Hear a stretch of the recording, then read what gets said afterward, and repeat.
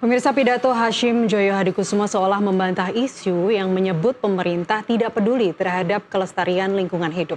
Kita akan bahas dengan narasumber yang sudah tersambung melalui saluran Zoom, tenaga ahli utama Badan Komunikasi Pemerintah Kurnia Ramadana. Iya Pak Kurnia, dari beragam masalah lingkungan, lalu pertimbangan apa yang membuat Waikambas ini mendapatkan kucuran dana hingga 2 triliun rupiah? Iya, yang pertama, selain dari aspek ekonomi, sebagaimana disampaikan oleh Pak Hashim tadi, pemerintah juga melakukan penegakan hukum terhadap para pelanggar dari kelestarian lingkungan. Misalnya yang pertama, pemerintah pada bulan Januari tahun 2025 atau tepat 3 bulan setelah Presiden Prabowo Subianto dilantik, membentuk Satuan Tugas Penertiban Kawasan Hutan, di mana Satgas PKH ini mendapatkan mandat berdasarkan peraturan Presiden untuk beberapa hal. Misalnya yang pertama, melihat apakah ada aktivitas ilegal, baik pertambangan atau maupun pembangunan lahan sawit yang melanggar hukum di dalam kawasan hutan. Dan juga itu banyak kementerian lembaga di sana, misalnya ada dari aspek penegakan hukum, ada kepolisian, ada kejaksaan agung, ada berbagai kementerian lembaga yang dibentuk oleh Presiden Prabowo untuk menertibkan para pelanggar aturan tersebut. Dan juga temuannya beberapa minggu yang lalu baru disampaikan secara terbuka kepada masyarakat.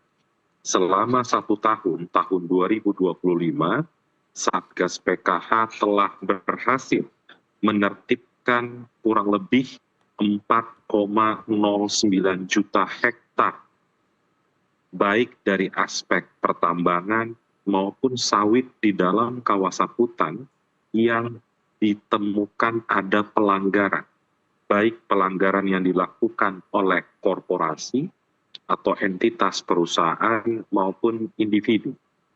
Di dalam Perpres Satgas PKH tersebut diatur jika ada yang melanggar maka dijatuhkan sanksi administratif berupa denda. Capaian Satgas PKH selama 1 tahun terakhir kurang lebih sudah terkumpul 7,3 triliun rupiah pengenaan denda administratif terhadap sejumlah pelanggar.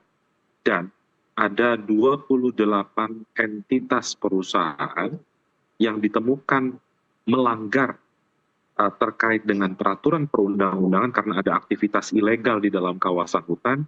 28 perusahaan tersebut sudah resmi dicabut izinnya oleh Presiden Prabowo Subianto melalui Satgas PKH.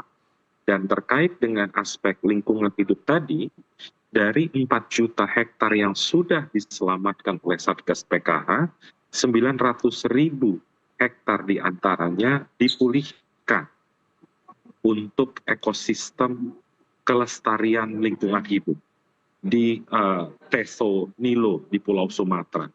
Sehingga dari sana tentu kita bisa membantah narasi-narasi masyarakat yang mengatakan bahwa pemerintah tidak memperdulikan kelestarian lingkungan.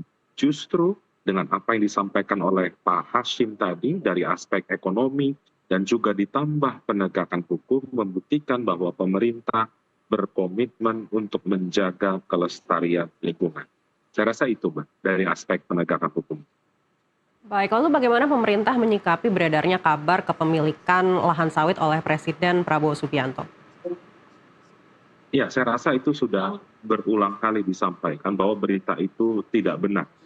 Presiden Prabowo Subianto tidak punya lahan sawit di belahan provinsi, kota, kabupaten di Indonesia dimanapun.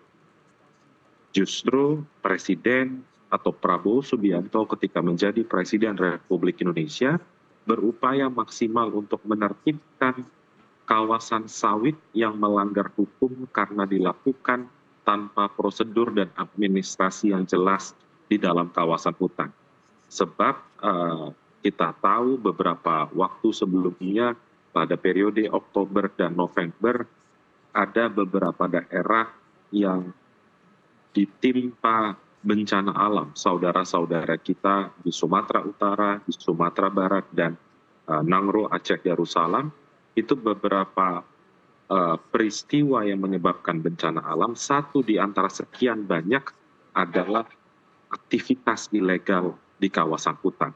Sehingga di sana Presiden menerbitkan Satgas PKH, kemudian Satgas PKH menindak korporasi-korporasi yang melanggar hukum tersebut. Demikian. Baik, lalu langkah real apa yang disiapkan pemerintah untuk mungkin bisa mengantisipasi terjadinya bencana-bencana banjir seperti yang kita tahu ini terjadi dari hari ke hari saat ini?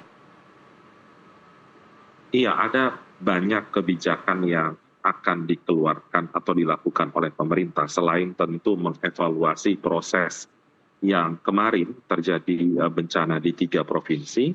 Yang kedua, salah satu yang terpenting juga sebagaimana yang tadi saya jelaskan, ada penertiban aktivitas ilegal di kawasan hutan, apalagi di sana ada beberapa hutan yang masuk dalam kategori perlindungan. Misalnya ada hutan yang memang harus steril dari aktivitas apapun karena untuk menjaga kelestarian ekosistem sekitar, termasuk mencegah terjadinya banjir. Maka dari itu Satgas PKH memfokuskan pada penertiban aktivitas-aktivitas ilegal di dalam kawasan hutan. Apalagi ini penting diketahui oleh masyarakat, ini tidak hanya terkait dengan penegakan hukum administratif.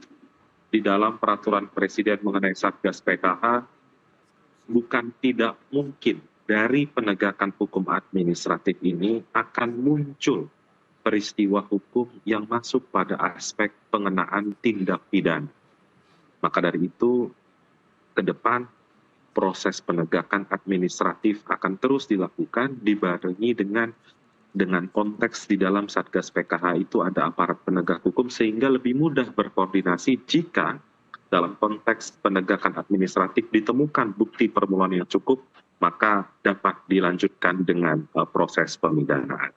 Saya rasa itu. Baik, menegakkan administratif ini pastinya membutuhkan integrasi lintas kementerian. Tapi lalu siapa yang harus bertanggung jawab untuk bisa menyampaikan hasilnya nanti? Ya, di dalam Satgas PKH itu lengkap strukturnya, struktur keanggotaannya. Ada dari Kementerian Pertahanan, ada dari Tentara Nasional Indonesia, ada Bareskrim, Kejaksaan Agung, BPKP, Kementerian SDM, Lingkungan Hidup, Kehutanan. Jadi ini adalah kementerian dan lembaga yang punya kaitan erat dalam konteks menjaga hutan dari aktivitas ilegal. Ditambah ada struktur-struktur penegakan hukum di sana. Ada Bareskrim Polri, ada Jaksa Agung Muda Tindak Pidana Khusus, dan ada penyidik pegawai negeri sipil atau PPNS di seluruh kementerian lembaga yang terkait dengan menjaga kelestarian lingkungan. Sehingga seluruh prosesnya dapat bergerak secara simultan. Ketika ada pelanggaran administratif, maka sebenarnya ada pelanggaran hukum di sana. Tinggal mencari alat bukti yang lain untuk menaikkan statusnya dari administratif ke jalur pidana. Ada banyak tuntutan masyarakat misalnya. Apakah bisa ditindaklanjuti dengan tindak pidana korupsi, tindak pidana pencucian uang? Secara hukum sangat mungkin. Tinggal bagaimana nanti kita lihat Satgas PKH bekerja, ketika menemukan bukti permulaan yang cukup, bukan tidak mungkin ke depan akan ada penanganan tindak pidana korupsi yang terkait dengan aktivitas ilegal di dalam kawasan hutan.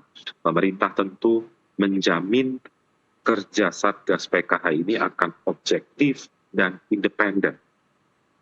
Karena itu merupakan salah satu janji dari Presiden Prabowo dalam konteks menjaga ekosistem lingkungan dan menegakkan hukum jika ada pelanggaran ditemukan di lapangan. Saya rasa itu. Baik, Pak Kurnia, kita tahu bencana ini kan terkait dengan keselamatan jiwa. Pastinya masyarakat juga menunggu-nunggu.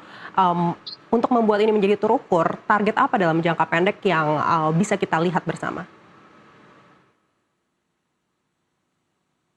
Iya, yang pasti saat ini untuk penanganan bencana ada sejumlah kementerian yang juga sedang bekerja untuk memulihkan keadaan seperti sedia kala.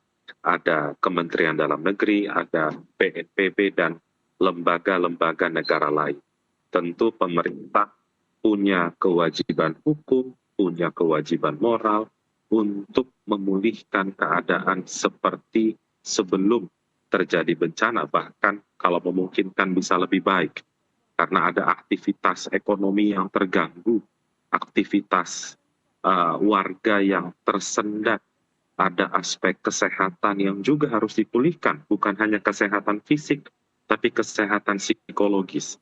Dan pemerintah tentu berkomitmen untuk dapat sesegera mungkin memulihkan 3 daerah yang tertimpa bencana kemarin dan memitigasi ketika terjadi potensi-potensi bencana di daerah lain. Demikian, Pak. Baik, Pak Kurnia, salah satu hal juga yang meningkatkan kecemasan masyarakat ini beredarnya kabar terkait adanya rekayasa iklim yang menguntungkan beberapa pihak terkait dengan bencana-bencana yang terjadi. Tanggapan dari pemerintah seperti apa? Iya, saya rasa itu tidak ada ya, karena niat dari pemerintah tidak ada melakukan hal itu. Eh, Fokus pemerintah saat ini adalah memastikan adanya pemulihan dari 3 daerah yang tertimpa bencana kemarin. Pemulihan ekonomi, pemulihan lapangan kerja, pemulihan alam, dan juga pemulihan kesehatan dari warga negara sembari tadi melakukan penegakan hukum terhadap pihak-pihak yang melanggar di dalam kawasan hutan. Demikian, Pak.